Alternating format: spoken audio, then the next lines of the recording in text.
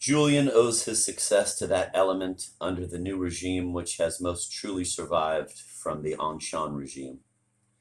This is a strange way for Stendhal to campaign against a return to the past.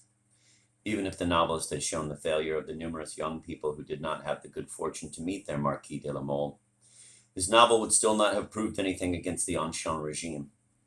In fact, it is the revolution which has increased the obstacles, since most people with status owe, quote, their character of noblemen, end of quote, i.e., their implacable ultracism to the revolution. Must then the obstacle in the way of these young people be called democratic?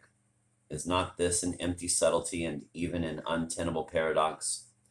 Surely it is only fair that the bourgeoisie should take over the controls, since it is, quote, the most energetic and active class in the nation, end of quote. Is it not true that a little more, quote, democracy, end of quote, would smooth the way for the ambitious? It is true, in any case, the stupidity of the ultras makes their downfall inevitable, but Stendhal looks further. The political elimination of the noble party cannot reestablish harmony and satisfy the desires that have been awakened. The political conflict which rages under the constitutional monarchy is considered the sequel of a great historic drama, the last thunderclaps of a storm that is moving away. The revolutionaries suppose they must clear the ground and make a fresh start. Stendhal is telling them that they have already started. Ancient historic appearances hide a new structure of human relations. The party struggle is rooted not in past inequality, but in the present equality, no matter how imperfect it may be. The historical justification of the internal struggles is scarcely more than a pretext now. Put aside the pretext and the true cause will appear. Ultracism will disappear like liberalism, but internal mediation remains, and internal mediation will never be lacking in excuses for maintaining the division into rival camps. Following religious societies, civic society has become schismatic. To look forward optimistically to the democratic future under the pretext that the ultras or their successors are destined to disappear from the political scene is once again to put the object before the mediator and desire before envy.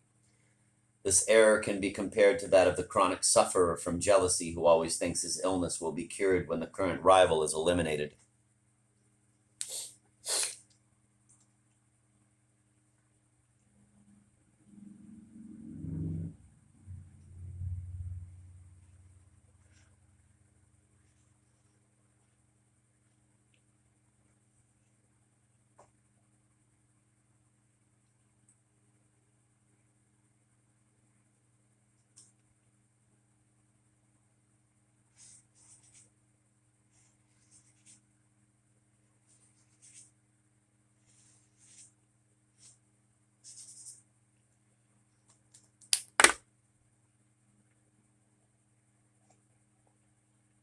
The last century of French history has proved Stendhal right. The party struggle is the only stable element in contemporary instability.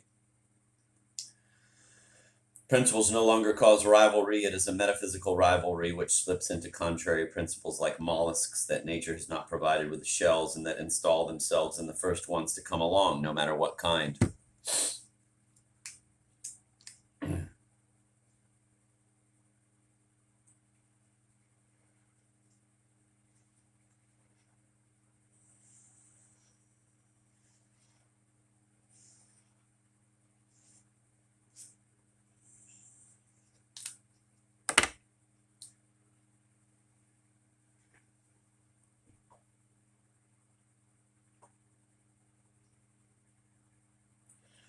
Proof of this can be furnished by the pair Renault-Vaillanat. Monsieur de Renault abandons ultracism before the 1827 elections. He has himself entered as a candidate on the Liberal ticket. Jean Prévost discovers in this sudden conversion proof that even Stendhal's secondary characters are capable of surprising the reader. Prévost, usually so perspicacious, in this point has fallen victim to the pernicious myths of the true to life and spontaneity which plague literary criticism.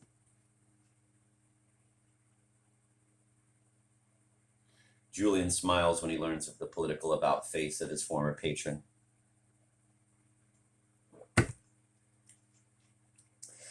He knows very well that nothing has changed. Once more, it is a question of playing a role opposite Valinod. The latter has gotten in the good graces of the congregation. He will therefore be the Ultra's candidate.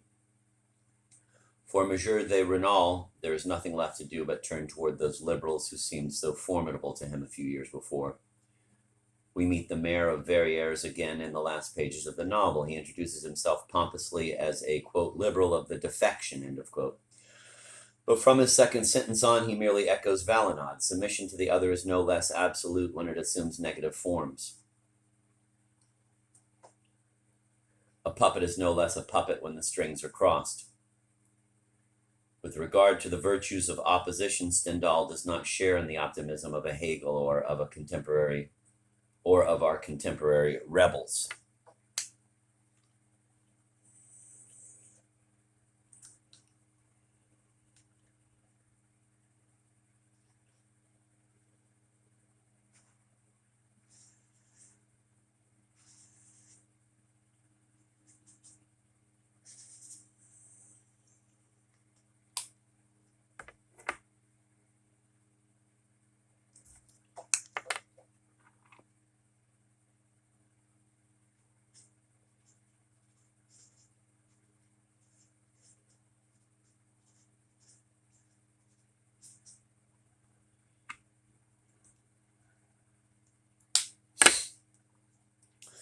The figure cut by the two businessmen of Verrières was not perfect so long as they both belonged to the same political party. Double mediation demanded Monsieur de Renal's conversion to liberalism. There was a need for symmetry which had not yet been fulfilled, and that final entrechat was needed to bring to a proper end the ballet of Renal Valinod, which was being performed in a corner of the stage all through The Red and the Black.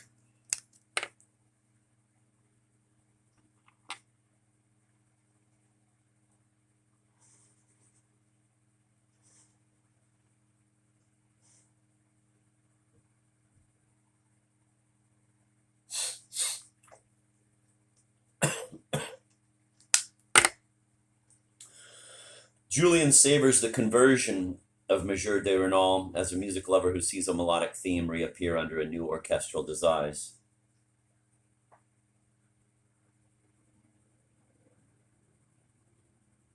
Most men are taken in by the disguises.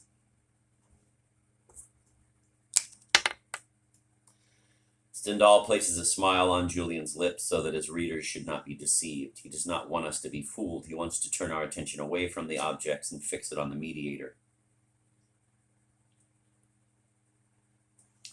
He wishes to reveal to us the genesis of desire, to teach us to distinguish true freedom from the negative slavery which caricatures it.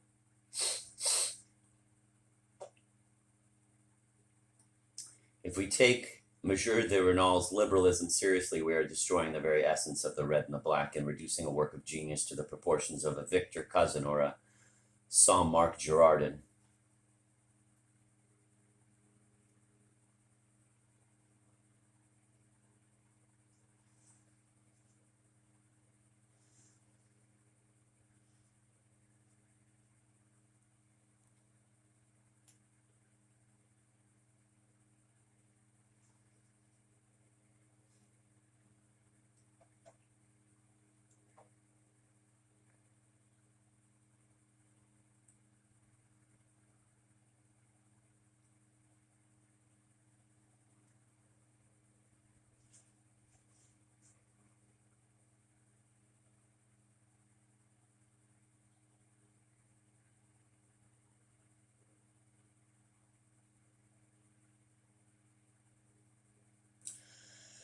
Monsieur de Renal's conversion is the first act of a political tragicomedy which excites the enthusiasm of naive spectators throughout the 19th century. First, the actors exchange threats, then they exchange roles. They leave the stage and return in a new costume. Behind this perpetually similar but different spectacle, the same opposition continues to exist, becoming ever more empty and yet more ferocious. And internal mediation continues its underground work.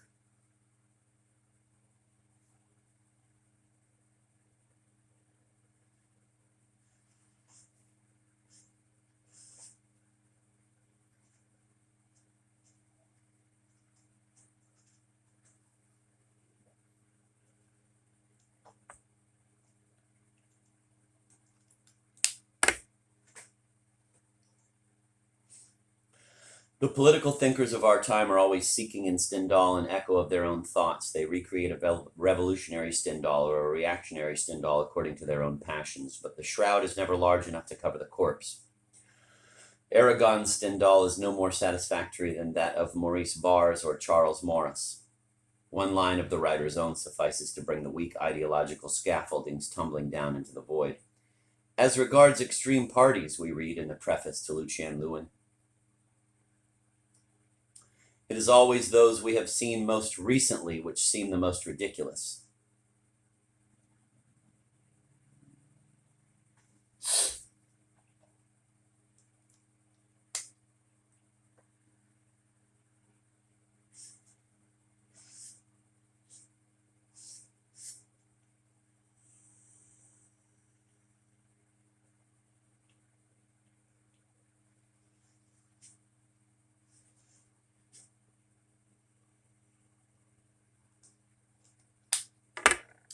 The youthful Stendhal most certainly leaned toward the Republicans. The mature Stendhal is not lacking in sympathy for the incorruptible Catos who, deaf to Louis Philippe's objurgations, refuse to grow rich and are preparing in the shadows a new revolution. But we must not confuse with political affiliation this very particular feeling of sympathy. The problem is discussed at length in Lucien Leuwen, and the position of the later Stendhal, the Stendhal who carries most weight, is in no way ambiguous.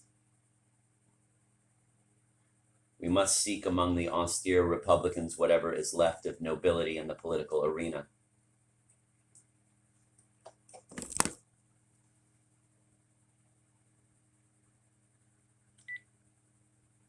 Yellow.